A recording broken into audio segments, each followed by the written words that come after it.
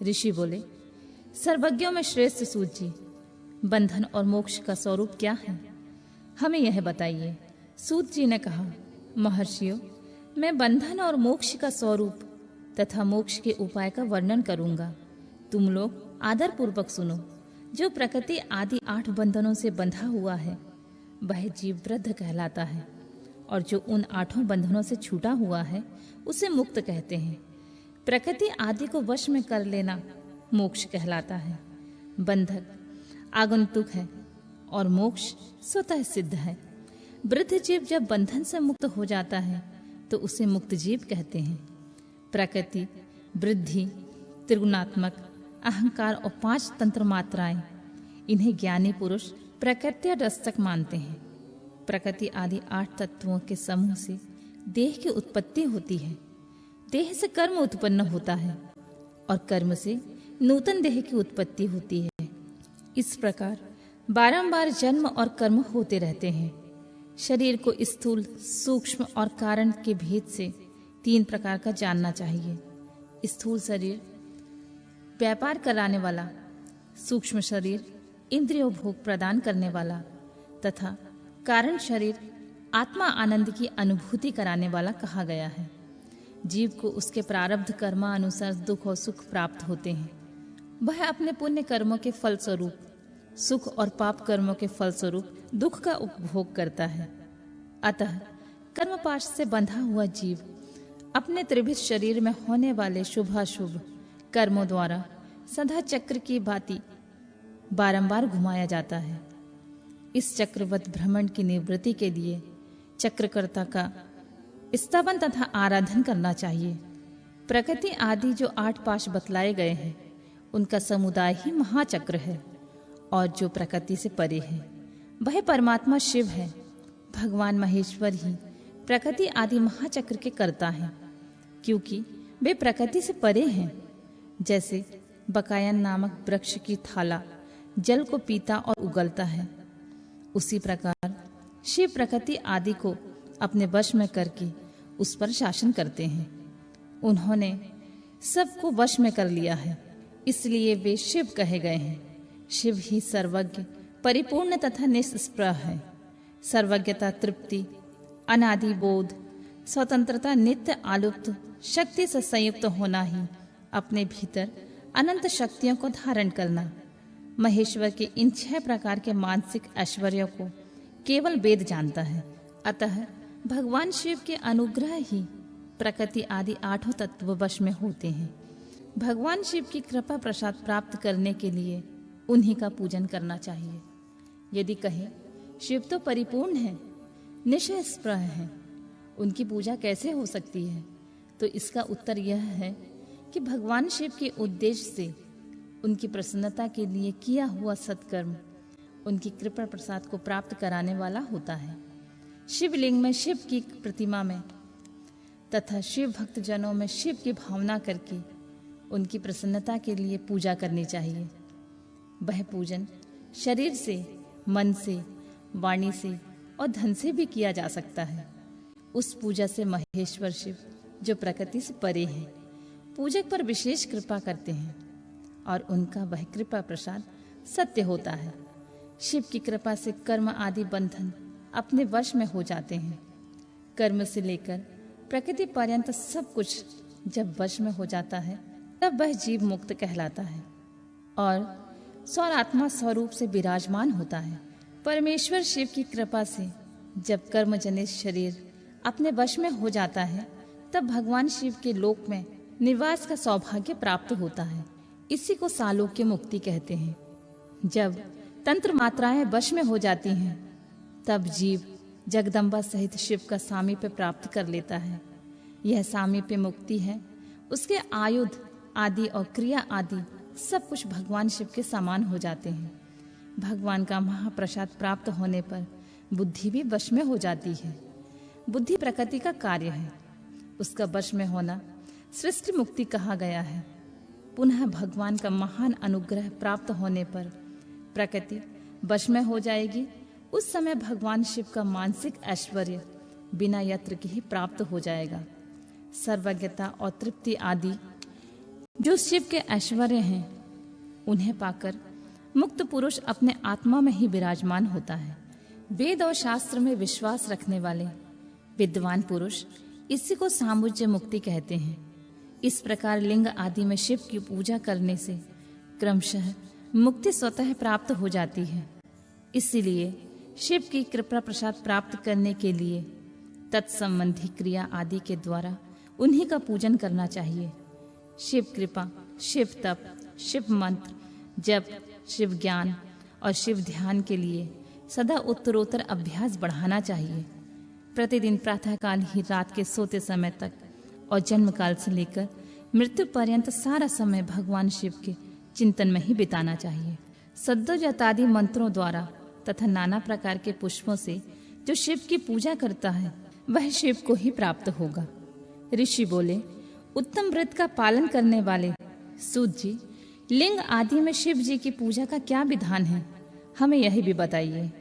सूत जी ने कहा, द्विजो, मैं लिंगों के क्रम का यथावत वर्णन कर रहा हूँ, तुम सब लोग ध्यान से सुनो।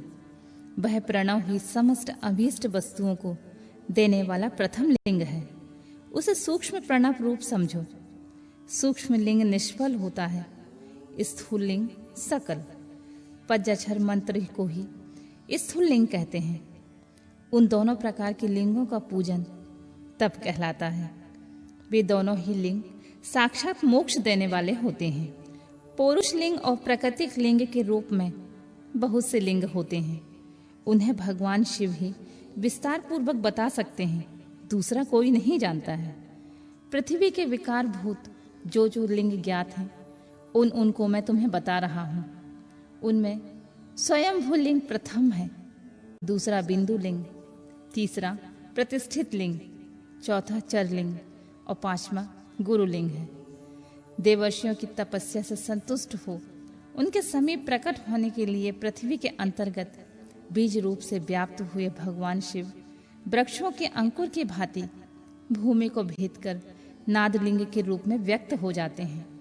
वे स्वतः व्यक्त हुए शिव स्वयं प्रकट होने के कारण स्वयंभू नाम धारण करते हैं। ज्ञानी जन उन्हें स्वयंभू लिंग के रूप में जानते हैं। उस स्वयंभू की पूजा से उपासक का ज्ञान स्वयं बढ़ने लगता है। सोना चांदी के आदि पत्र पर, भूमि पर अथवा वेदी पर अपने हाथ से लिखित जो शुद्ध प्रणव मंत्र रूप लिंग है, उसमें तथा मंत्र लिख का आलेखन करके उसमें भगवान शिव की प्रतिष्ठा और आवाहन करें। ऐसा बिंदु नादमय लिंग स्थावर और जन्म दोनों प्रकार का होता है। इसमें शिव के दर्शन भावनामय ही होते हैं, ऐसा निसंदेह कहा जा सकता है। जिसको जहाँ भगवान शंकर प्रकट होने का विश्वास हो, उसके लिए वही प्रकट होकर वे अभीष्ट फल प्रदान करते हैं। अपने हाथ से लिखे हुए यंत्र में अथवा अकृत्रिम स्थावर आदि में भगवान शिव का आवाहन करके 16 उपचारों से उनकी पूजा करें। ऐसा करने से साधक स्वयं ही ऐश्वर्य को प्राप्त कर लेता है और इन साधन के अभ्यास से उसको ज्ञान भी होता है।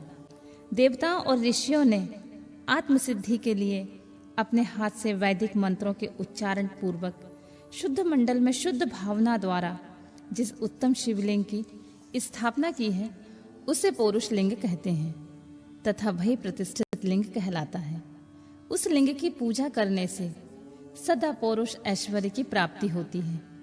महान ब्राह्मण और महाधनी राजा किसी कारीगर से शिवलिंग का निर्माण कराकर जो मंत्र पूर्वक उसकी स्थापना करते हैं, उनके द्वारा स्थापित हुआ वह लिंग भी प्रतिष्ठित लिंग कहलाता है।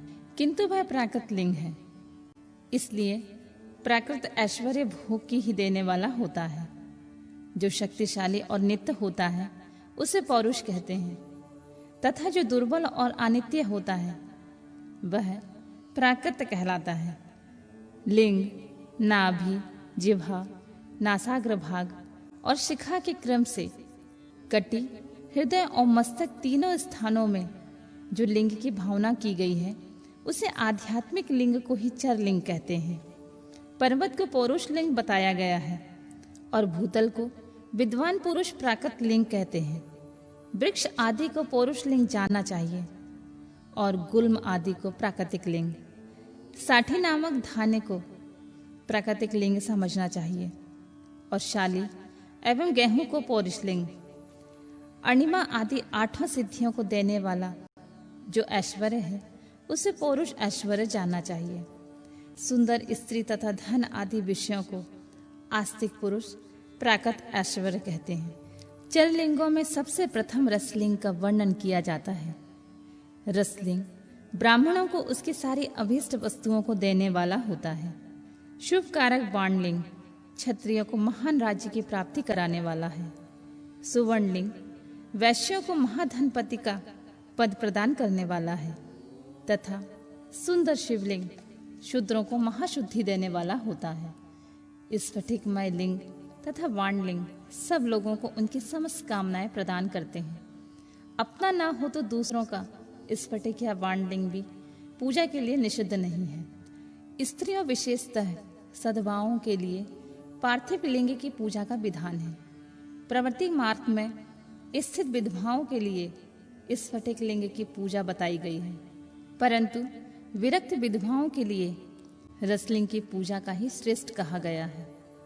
उत्तम व्रत का पालन करने वाले महर्षियों बचपन में, जवानी और बुढ़ापे में भी शुद्ध स्फटिकमय शिवलिंग का पूजन स्त्रियों के लिए समस्त भोग प्रदान करने वाला होता है। ग्रहासक्त स्त्रियों के लिए पीठ पूजा भूतल पर संपूर्ण अभीष्ट देने वाली होती है। प्रवृत्ति मार्ग में चलने वाला पुरुष सुपात्र गुरु के सहयोग से ही समस्त पूजा कर्म संपन्न करे। इष्ट देव का अभिषेक करने के पश्चात अगहनी में चावल से बने खीर आदि पकवानों द्वारा नैवेद्य अर्पण करे। पूजा के अंत में शिवलिंग को संपुट में विराज कर घर के भीतर पृथक रख दें। जो निवृत्ति मार्गी पुरुष हैं उनके लिए हाथ पर ही शिवलिंग पूजा का विधान है। उन्हें भिक्षादि से प्राप्त हुए अपने भोजन को ही नैवेद्य रूप में निवेदित करना चाहिए। निवृत्त पुरुषों के लिए सूक्ष्म लिंग ही श्रेष्ठ बताया जाता है। वे विभूति के द्वारा पूजन करें और विभूति को ही नैवेद्य के रूप में निवेदित करें। पूजा करके उस लिंग को सदा अपने मस्तक पर धारण करें। विभूति 3 प्रकार की बताई गई है: लोकाग्नि जनित, वेदाग्नि जनित और शिवाग्नि जनित। लोकाग्नि जनित या लौकिक भस्म को द्रव्यों की शुद्धि के लिए लाकर रखें। मिट्टी, लकड़ी और लोहे के पात्र को, धान्यों को, तिल आदि को द्रव्यों की, वस्त्र आदि को तथा पर्युषित वस्तु के भस्म से शुद्धि होती है। कुत्ते आदि से दूषित हुए पात्रों के भी भस्म से ही शुद्धि मानी गई है। वस्तु विशेष की शुद्धि के लिए यथोयोग सजल अथवा निर्जल भस्म का उपयोग करना चाहिए। वेदाग्नि जनित जो भस्म है उसको उन वैदिक कर्मों के अंत में धारण करना चाहिए। मंत्र और क्रिया से जनित जो होम कर्म है वह अग्नि में भस्म का रूप धारण करता है। उस भस्म को धारण करने से वह कर्म आत्मा से आरोपित हो जाता है। अघोर मूर्तिधारी शिव का जो अपना मंत्र है उसे पढ़कर बेल की लकड़ी को जलाएं। उस मंत्र से अभिमंत्रित अग्नि को शिवाग्नि कहा गया है। उसके द्वारा जले हुए काष्ठ का जो भस्म है वह शिवाग्नि जनित है। कपिला गाय के गोबर अथवा गाय मात्र के गोबर को तथा शमी, पीपल, प्लाश, बड़, अमलतास और बेर इनकी लकड़ियों को शिवाग्नि से जलाएं। वह शुद्ध भस्म शिवाग्नि जनित माना गया है। अथवा कुश की अग्नि में शिव मंत्र के उच्चारण पूर्वक काठ को जलाएं। फिर उस भस्म को कपड़े से अच्छी तरह छानकर नए घड़े में भरकर रख दें। उसे समय समय पर अपनी कांति या शोभा बढ़ाने की वृद्धि के लिए धारण करें। ऐसा करने वाला पुरुष सम्मानित और पूजित होता है।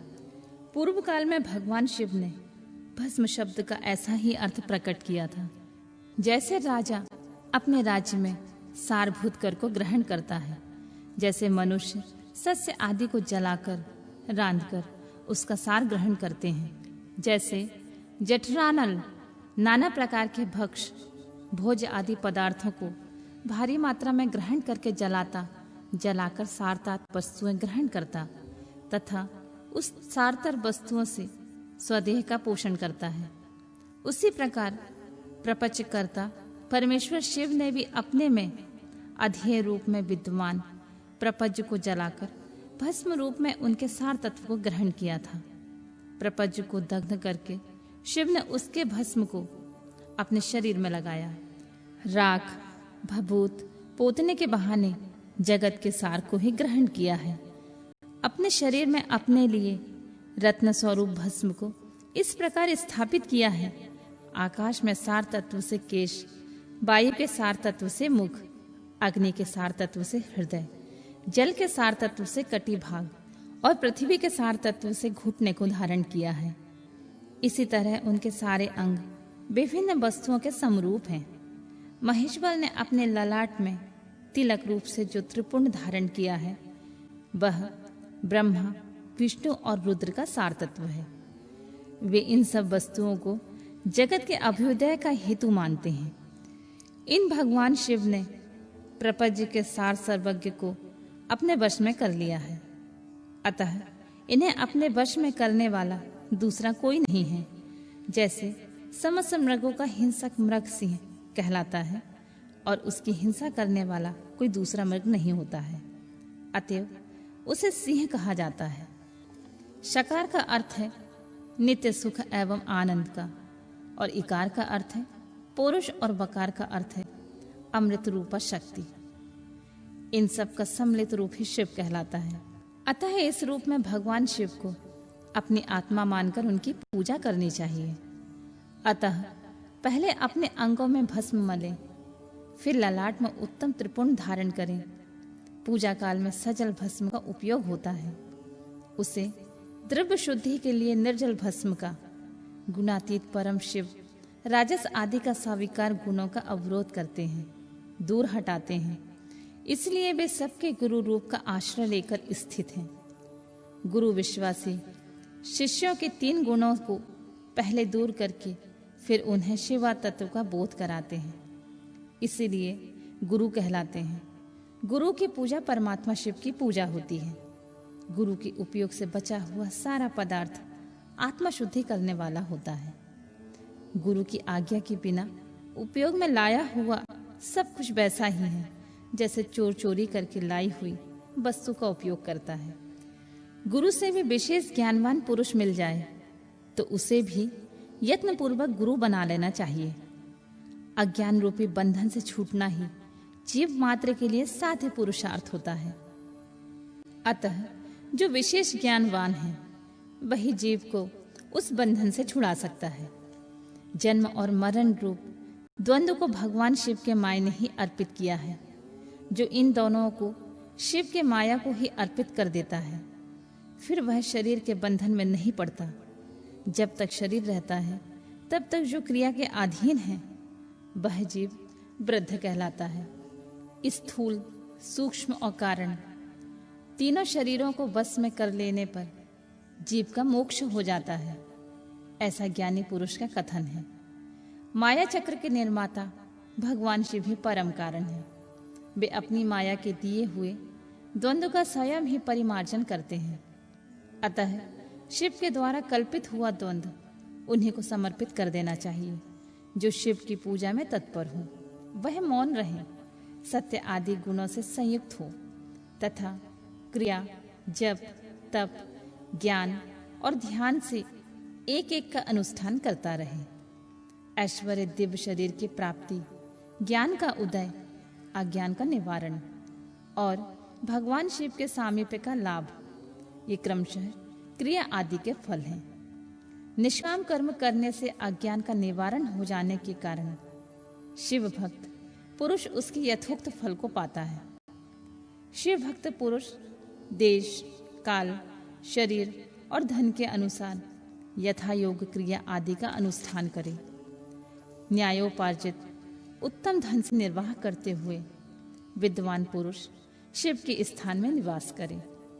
जीव हिंसा आदि से रहित अत्यंत क्लेश शून्य जीवन बिताते हुए पज्जाक्षर मंत्र के जप से अभिमंत्रित अन्य और जल को सुख स्वरूप माना गया है। अथवा कहते हैं कि दरिद्र पुरुष के लिए भिक्षा से प्राप्त हुआ अन्न ज्ञान देने वाला होता है। शिव भक्त को भिक्षा से प्राप्त हो वह शिव भक्त को बढ़ाता है। शिव योगी पुरुष भिक्षात्र को शुभ शंभु सूत्र कहते हैं। जब किसी भी उपाय से जहां कहीं भी भूतल पर शुद्ध अन्न का भोजन करते हुए सदा मौन भाव से रहें और अपने साधन का रहस्य किसी पर प्रकट न होने दें। भक्तों के समक्ष ही शिव के महात्म्य को प्रकाशित करें। शिव मंत्र के रहस्य को भगवान शिव ही जानते हैं, दूसरा नहीं।